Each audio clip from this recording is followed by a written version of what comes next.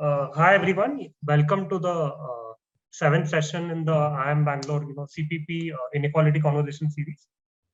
This was a series started inspired by the launch of the World Inequality Report earlier this year. Today we have with us Professor Chirantan, who will be talking about intellectual property and wage inequality. Professor Chirantan was a faculty member with the strategy group at IIM Bangalore earlier. He's also taught at ISB and at IIM Ahmedabad. Currently, he's with the University of Sussex, and he has visiting affiliations with Stanford University and IIM Ahmedabad. So without further ado, I'll hand over to Professor Chirantan to talk about intellectual property and its impacts on wage inequality. Professor Chirantan, over to you. Thank you, Arpit. Much appreciate your invitation, and thank you, IIM Bangalore, for sharing this platform where I can disseminate some of these findings from a recent paper I have. I will like to point out that inequality conversations at CPP IIM Bangalore is a very laudable initiative given the World Inequality Report. There are various dimensions of the consequences of inequality that are being discussed, as well as the antecedents to this inequality. This particular talk will be on a particular channel, which is intellectual property. It is not usually discussed, and we are among the recent two papers that are looking at how incentives to innovate through instruments like stronger intellectual property can have these unanticipated consequences in wage inequality conversations. Before I get started, I wanted to highlight something that's happening all around us, which is the ramifications of inequality in society at large. And here, we'll have to go back to history here. This was happening during the British Industrial Revolution. And this gentleman called Ned Ludd, who was leading the Luddite protests that were happening during the Industrial Revolution. And I wanted to show you a short video of that to just sensitize you to the consequences of this technology labor substitution that society has faced in the past and even is facing today as it runs a technology race globally, not just in India. So this is a short 2 to 3 minute description of who were the Luddites, how were they impacting industrial revolution in textile technology in the old days during the British Industrial Revolution, and what can we learn from them in the context of technology labor substitution and the consequences of it, just as a motivation to what I'll chat today about Indian manufacturing firms as it got exposed to stronger intellectual property in the 90s and the 2000s. Okay, so let's go through this video and we'll come back to my slides. 1811 and 1817, Lancashire cotton weavers, Yorkshire framework knitters, and Midlands croppers began attacking mills and smashing the labour-saving machinery they blamed for their hardships. They were called Luddites, after a fictional youth named Ned Ludd, who had reputedly been the first to smash the new machinery in a fit of rage. In 1811 alone, some 1,000 frames valued at over £6,000 were destroyed, leading the government to make machine smashing an offence punishable by death. The riots soon spread across Yorkshire and Lancashire, and here at the National Archives we can read the account of the attack on Rawford's Mill, owned by William Cartwright. Cartwright describes how he had put his mill under military guard because civic power was no longer found to afford protection to individuals and their property. He went on to say how he had secured the windows and doors, and that 5 soldiers and several of his workmen had been sleeping at the property on beds provided by him for approximately 6 weeks already, in anticipation of an attack on the mill. A detachment of cavalry was also positioned in the neighbourhood, and a bell placed on top of the mill so that the alarm could be raised if needed. A Mr. Hale then describes what happened when the Luddites approached the mill. A great deal of firing and ransacking took place, and it continued for about 20 minutes from both sides. A great many of the windows were broke by firing into the mill, and with sticks the door was knocked down, but no entrance could be obtained. When several of the aforesaid were wounded, they were obliged to run away, and they scampered in all directions. From the testimonies of those involved in the attack, and later arrested and questioned, it is clear the Luddites were armed and well organised. William Hill, for example, describes how George Mellor commanded the group and was armed with a bayonet and bludgeon. William Thorpe commanded the pistols. Jonathan Dean was armed with a hatchet, and John Agden was armed with a sword. Despite these arms and preparations, the the Luddites were seen off by the soldiers and 2 of them killed. The Battle of Rawford's Mill was not the only time soldiers were used against the Luddites, as the government took a firm line, culminating in the hanging of 17 Luddites at York in 1813. While the peak of the Luddite riots was relatively short-lived, taking place between 1811 and 1813, their name has lived on to describe those opposed to industrialisation, and particularly automation. For some historians though, Luddism was more than just an economic protest. It was an early expression of working-class political consciousness, as some demanded not just the removal of the machines, but the reform of Parliament as well. So the reason I am sharing these slides is basically that at the heart of it, what my results will show you is this conversation on what has happened historically around the world, but also that it has its implications for India today. We know that even in the past, we have seen that India has gone through a technology labor substitution conversation when, let's say, the Phoenix mills were changed into something else in Mumbai, and we had in Maharashtra labor protests. Right now, we are having a conversation in this trimming and making the defense forces more efficient through technology labor and the protests that are happening on the streets. So while I'm not going to go on all the dimensions that has caused these inequality protests around the world historically, our particular paper essentially explores one channel, which is the intellectual property channel, and what evidence, robust, causal, can we bring to the table around whether intellectual property causes inequality or not. And the reason we found it pretty interesting was there are hardly any existing evidence on this from the developing world. There's a paper by Heidi Williams in Stanford and her co-authors who are looking at this in the context of inequality between the California Bay Area inventors and the rest of the country in the US, who are through patenting data. We are the other ones, it seems. And there are then a few others are now coming to the fore in this conversation on the IP channel, the Incentives for Innovation channel, to explain inequality. So this is joint work with Saurav and Pavel. Saurav is at IIM Calcutta and Pavel is at University of Lancaster.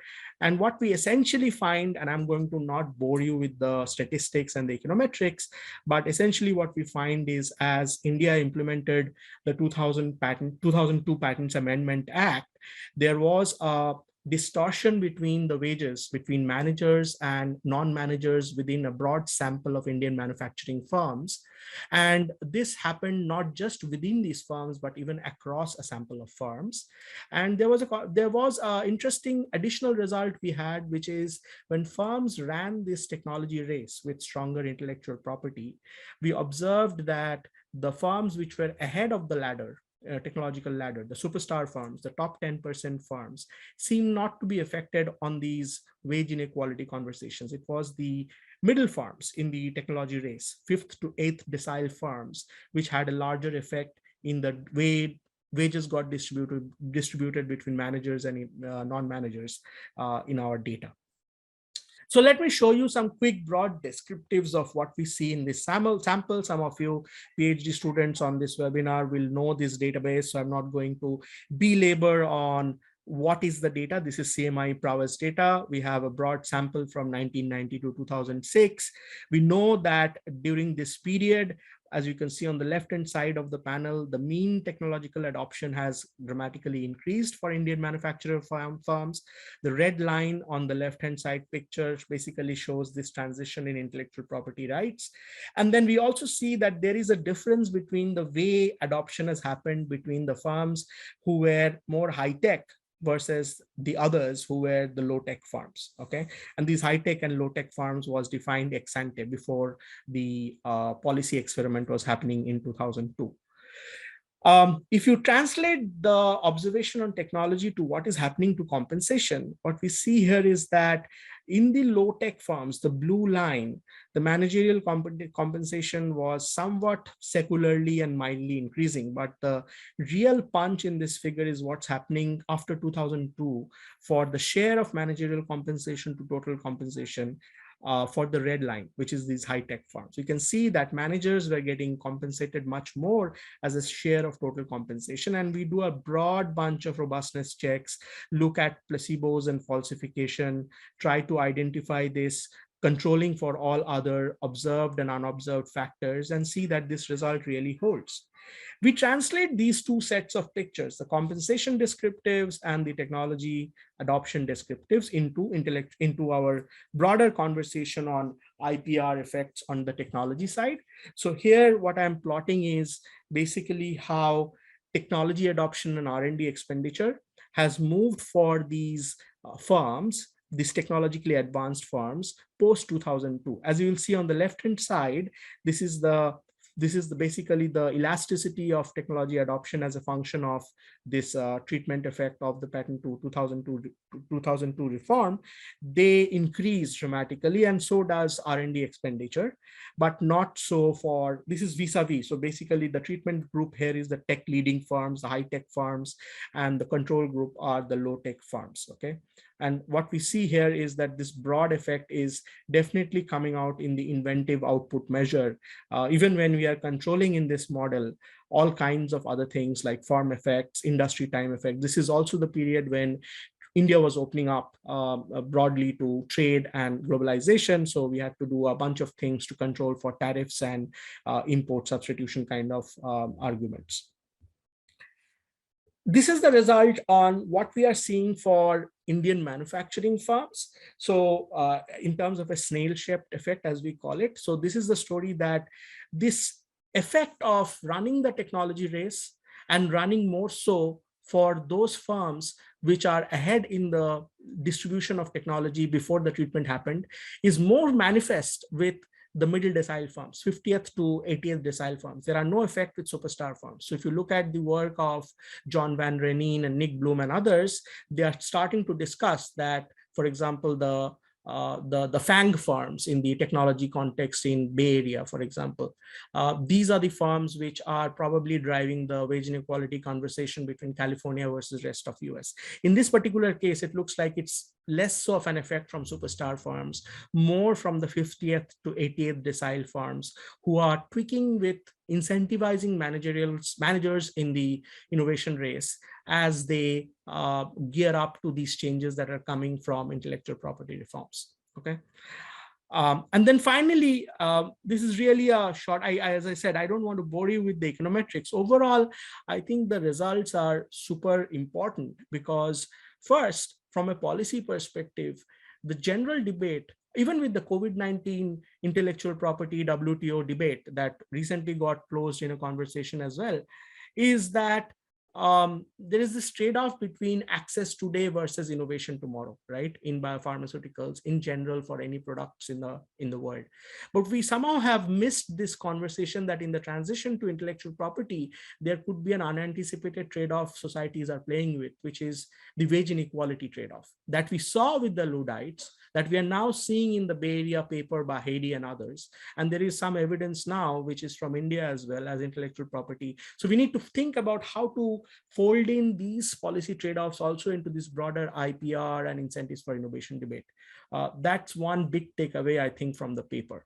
And relatedly, just after we got this paper published, a French newspaper actually reached out to us saying, how can policymakers respond to it, right? If people are falling behind, if people are not able to enter the labor market, what can policymakers do? Well, there are some solutions that Darren Acemoglu and his co-authors are offering, like stuff like robot tax, using universal basic income schemes to give some sort of a job protection. So we may want to ponder for those who are falling away, even for formal labor in manufacturing firms, what we can do in terms of job support and to mitigate the adverse consequences of inequality manifestations that can come as developing countries run the technology race. And this relates to my fourth point, interestingly. This is not just a India story. We know that in Bangladesh over the last 10 years, there has been tremendous economic growth, and Bangladesh is actually acceding to the WTO TRIPS requirement going forward from this year. So we will see the ramifications of this in a context like Bangladesh, or we'll see the ramification of this in a lot of other LMIC countries like in Latin America or in Africa, as a stronger IPR regime is enforced in these countries. Question is, are we having enough of a debate on this unanticipated trade-off around inequality that may arise from the stronger IPR channel as well? While doing this, the second point that I make here is the data and empirical challenges in India. Now, labor economists who are potentially there in this talk may say that, hey, you guys are basically estimating all of this stuff at the farm industry time level. You don't really know what is happening to the individual person, right? We don't have that data here in India.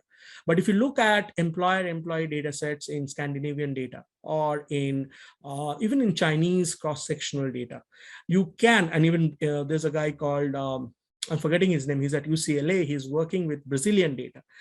There are data sets now which basically measure for every farm, all the employees, managerial or non-managerial, contract or otherwise. And you can then see what is happening to the distribution of their wages, both the fixed wages as well as on the incentives front over time. And you can see even when they are entering a particular farm and they're leaving a particular farm, you can match it to LinkedIn data to see if they're becoming entrepreneurs tomorrow. So all kinds of interesting questions can be done if that kind of data is made available in India. And a little more extension of our work is done at an individual level in terms of employer-employee data sets. The other option is, if we can't get that data available, because it's going to be a humongous effort. John Haltewinger in the US, in the Bureau of Economic Analysis, spent like 10 years of his life to set up these systems and data processes to make the US employer-employee data available. But that too was a real challenge infrastructurally, because not everybody can access that data. You have to go and sit in the offices in DC to do that analysis, et cetera, et cetera.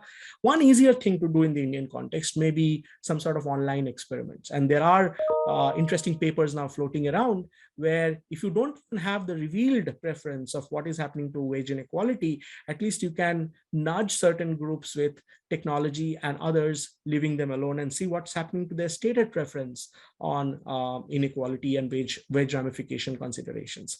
So that's something that is worth pondering in a experimental context in the conversations around inequality and policymaking in LMIC context like India.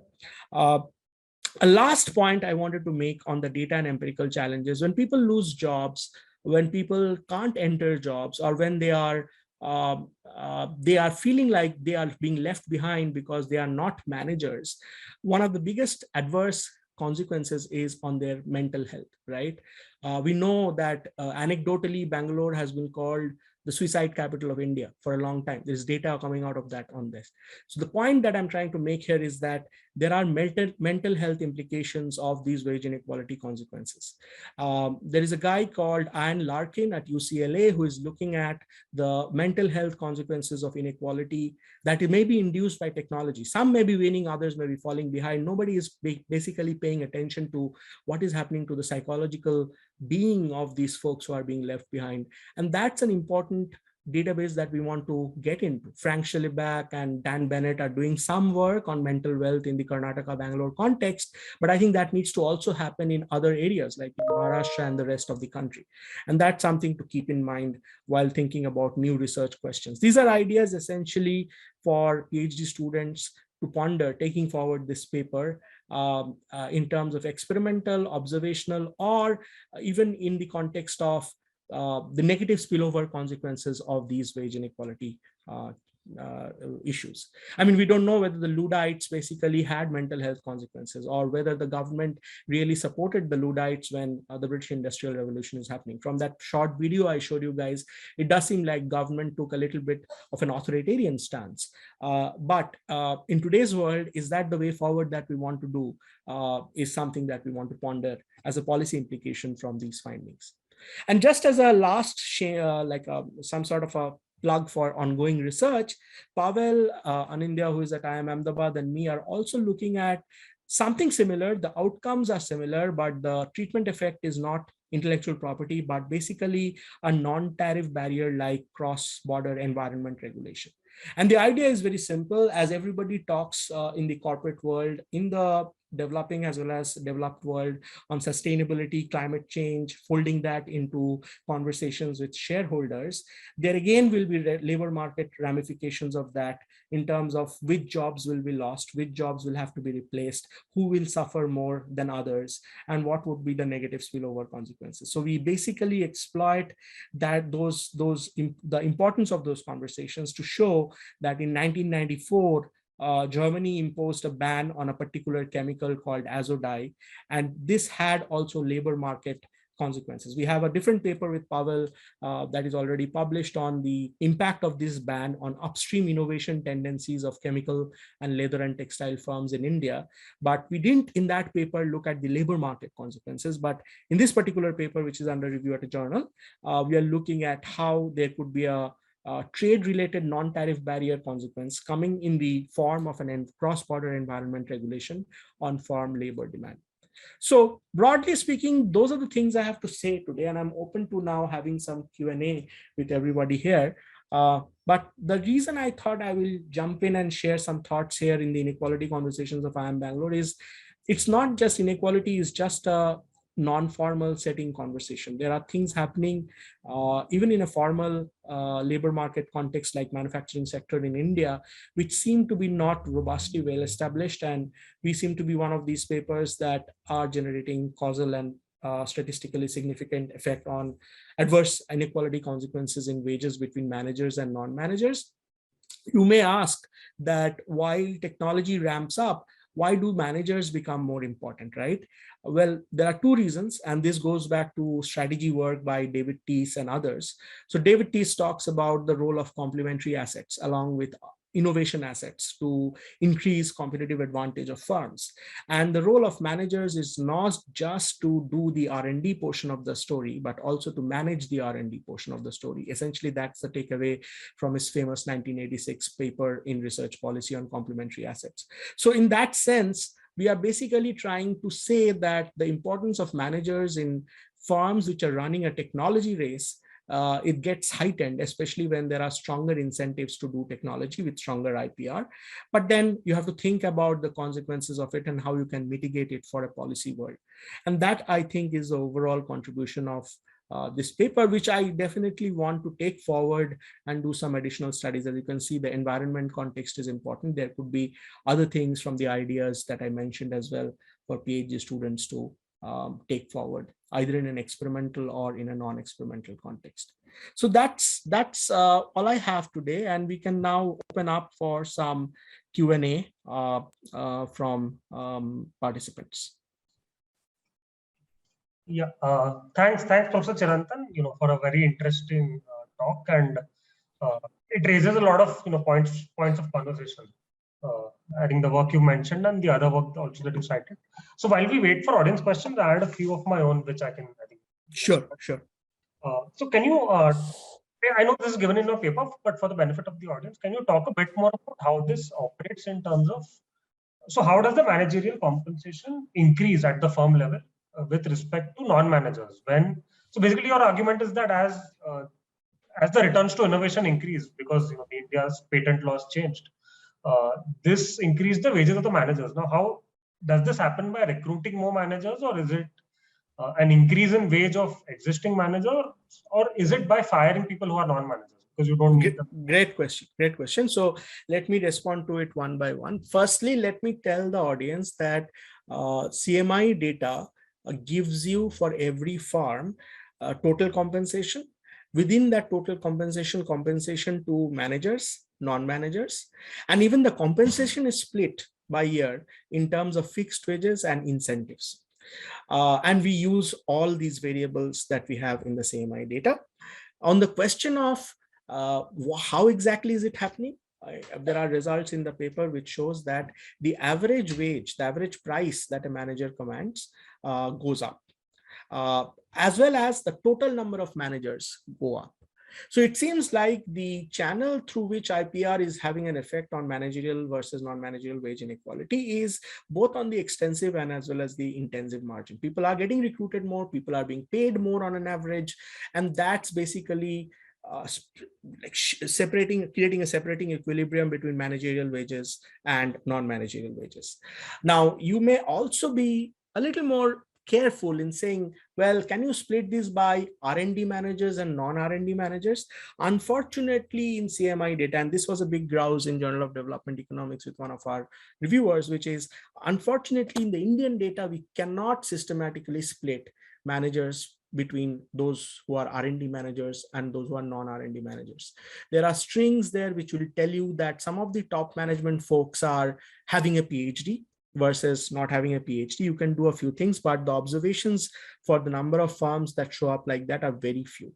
Broadly speaking, to answer your question, we use those data artifacts and the mechanism that managers, along with the new tasks that are happening for them while they run this complicated technology race, have to manage R&D, building on the complementary assets idea of David Teese, are now more valuable to firms who are running this race, especially those in the 50th to 80th to 90th decile of the technology race, not for the superstar firms and not for firms who are below the 50th percentage of technology adoption.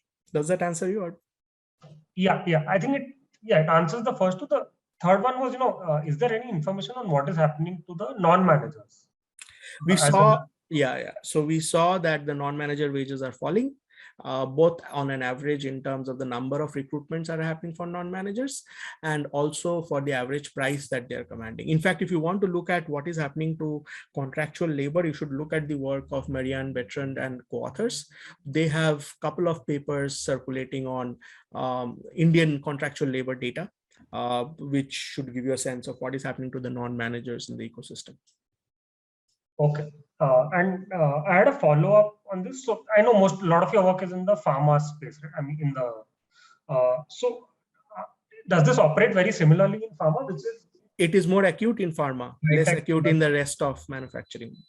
So we did a check that, well, IPR was more manifest in pharma because of these generics versus innovator products. So the effect should be more stronger in pharma than in the rest of manufacturing. And that exactly what was happening. The managerial wage inequality that we observed was stronger in the pharma subsample of our overall manufacturing sample firms.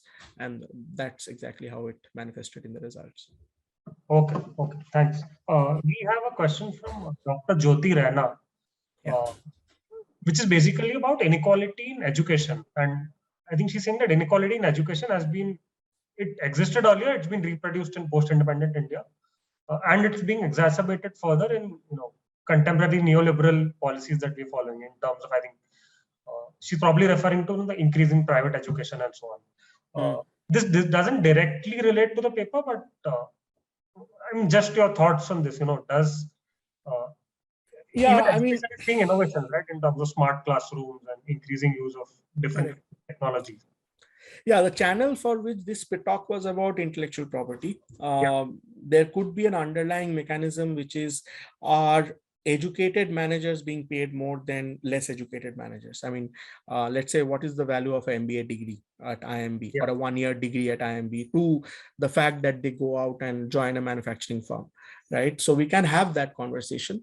I mean, without what is exactly happening with data, I hesitate in commenting on how privatization versus public education models is doing to educational inequality. But I do want to point her to the work of Karthik Muralidharan at UC San Diego, and that set of co-authors Karthik has, who is looking at educational inequality in an India context, both in an experimental setting as well as in a non-experimental setting. Okay, fair enough. You talked a bit about this in your you mentioned this very briefly about this has implications for how COVID-19 has been managed. Can you talk a bit more about that? Especially in terms of IP and how this applies to wage inequality during the COVID crisis. Yeah. So, I mean, as you can see, that technology is all around us, right? I have a different paper on how we are engaging with technology during COVID times, given our work from home schedules.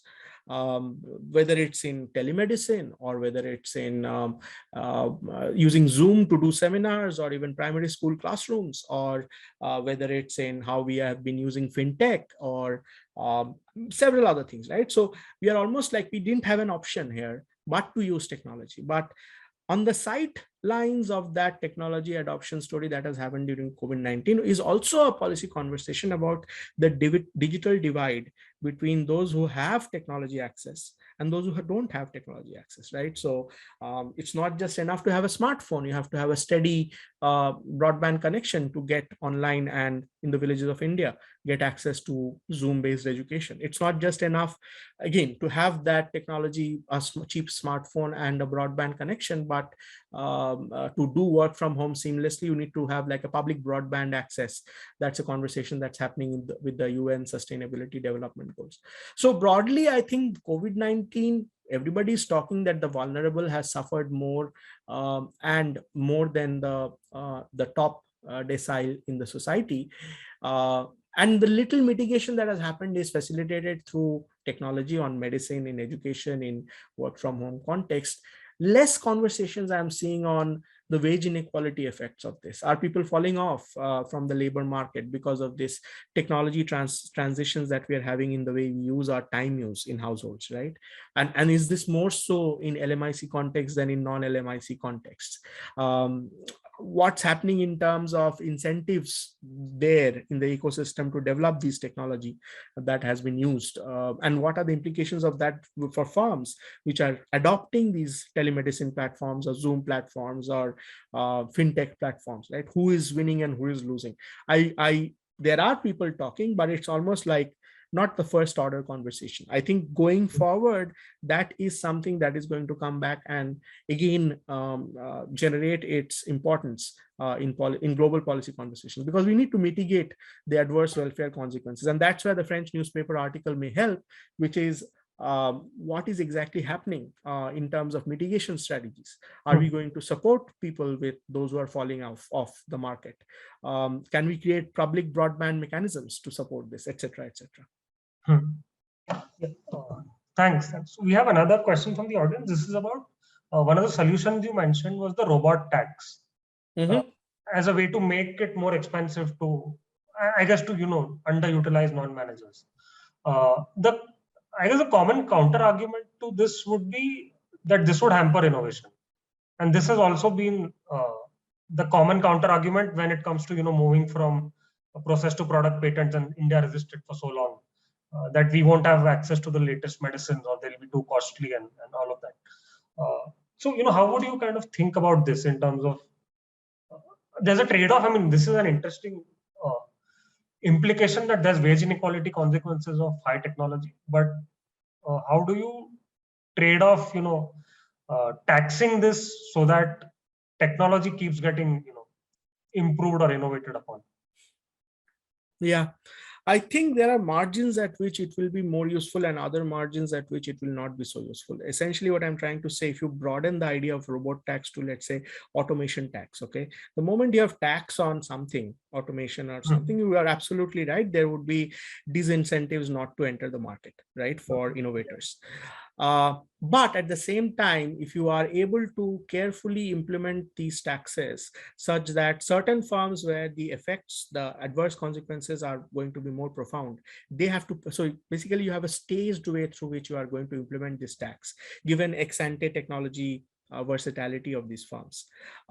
You don't, the other boundary condition you may want to impose is you don't have like a universal tax. You do this hand-holding of farms for the first few years and then let the farms face competition in terms of how they are working with other technology innovators and those who are running from the other end of the technology distribution. So my broad sense is that the automation tax conversation, and you should look up the work of Asimoglu and others, is important, but it has to be nuanced through the margins through which it may be more welfare generating. And that's something that we should not just jump and say, oh, tax means bad for innovation. We may want to say that, well, tax may be good for innovation for some firms and not others, for a certain duration of time in certain context, industry context. So those margins need to be established while designing a tax policy like this, is my general thought. And again, I mean, one can even do a stated preference example here, experiment here, to get some policy evidence and show that indeed, when you are nudging firms to say, hey, we are going to come with an automation tax, who does it reduce your incentives to do automation, right? Let's see what firms respond. Some firms, ex ante being defined as innovators versus imitators, may respond differently in that conversation, in that experiment, controlling for all else, than others. So that's something I would say in the way, it's not just a bam, we have a robot tax and that will solve the story. We have to be a little subtle in the margins through which automation tax should be implemented in society. Okay, fair enough. And I had a follow-up to this conversation on taxing, right? So when it came to the process to product patents, right, there was very clear divide between a developed world where a lot of this innovation happens and countries like India, which were mostly imitating and creating generics, especially in the pharma space. If we start thinking of solutions like taxing or any other solution to reduce wage inequality, are there likely to be winners and losers at the country level? I mean, do you see a similar divide between developed, developing, and other types of countries, or at across sectors and so on? I don't have an answer to this. At some point in time, we were thinking of making our results more generalizable and doing a country sector time analysis. And we know that there are folks like Ichian and Josh Lerner who have used like data from other sources to look at how countries transition into intellectual property over a 150-year period, exploit that. But countries are not consistent in terms of wage inequality data. So we let the plan drop. Because we don't get, I mean, the trade-off for us was either focus on one country and drill down deep into managerial, non-managerial wage inequality, or make it broad and have these gross statistics and look at how those gross statistics of wages are getting impacted as a function of transitions in intellectual property. Because of much more data limitations issues, the Scandinavian countries are behaving differently from East Asia, from South Asia to Latin America. It was very difficult to accomplish this. But I mean, even from a layman perspective, I think there would definitely be larger ramifications of this, which is why I gave you the Bangladesh example. We can see this happening, right? We can see as Bangladesh is getting into, it has been having this labor cost advantage, which is why it became the supplier of choice for Walmart and many other American firms. But these big textile mills that they have, those operation plants, they have had their own adverse challenges, and also there are protests and stuff that's going on there as well. So I feel like there are these results are generalizable, especially in more vulnerable institutional contexts as well.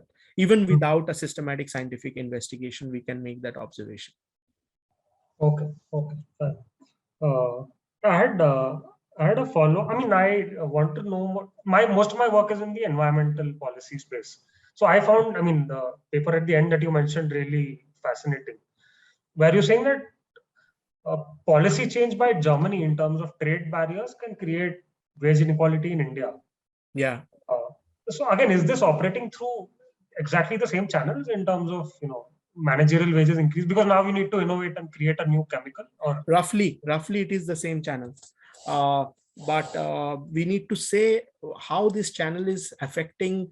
So in the chemicals and leather context, there is an upstream industry and there is a downstream industry. The upstream industry are the dyes and chemicals firm who supply the dyes to the downstream leather and textiles, and they make the finished product and export it to contexts like Germany.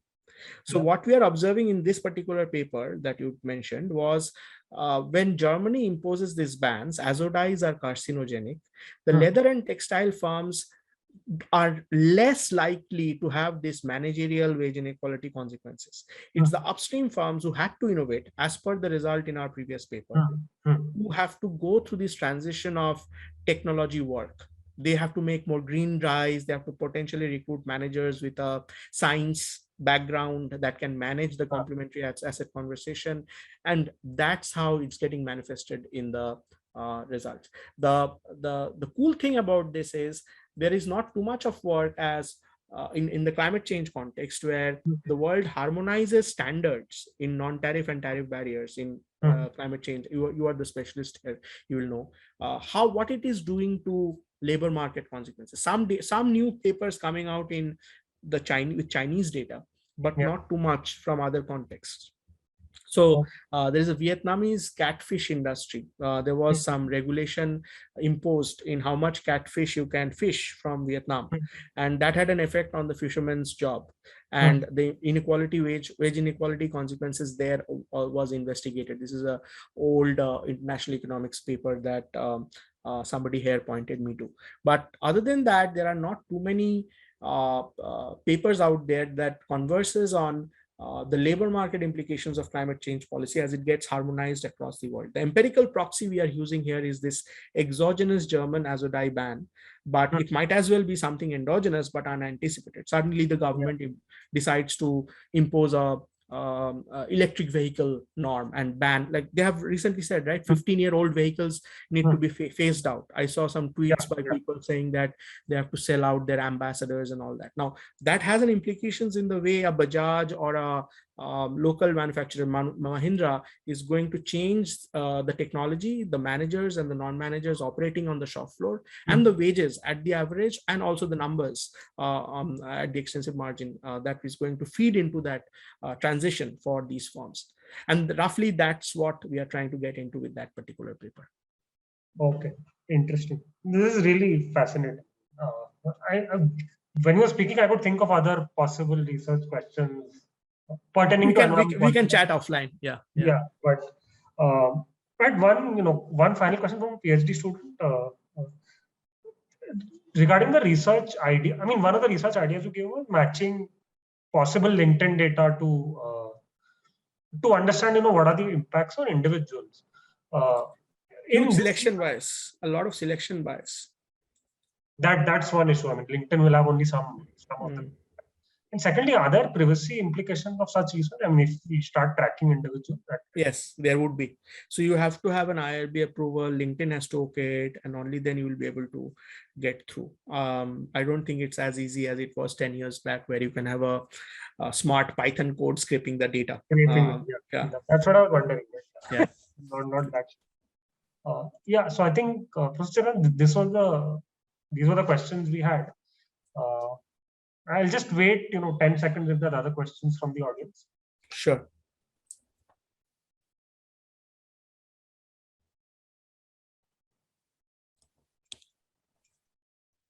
So I think, these were the questions we had. So Professor Chirantan, thank you for the talk. And what I can do is, if there's other questions, I can share your email ID with the, I guess also have an IMB ID, but I'll share your latest email ID also with. My latest Sussex email ID is there, so you can pick it up from my website, and I'm happy to chat offline. Thank you very much for giving this platform to share my thoughts. Thanks, Professor Chirantan, for giving your time and for giving this interesting talk. My pleasure. Take care all. Bye-bye. Thanks.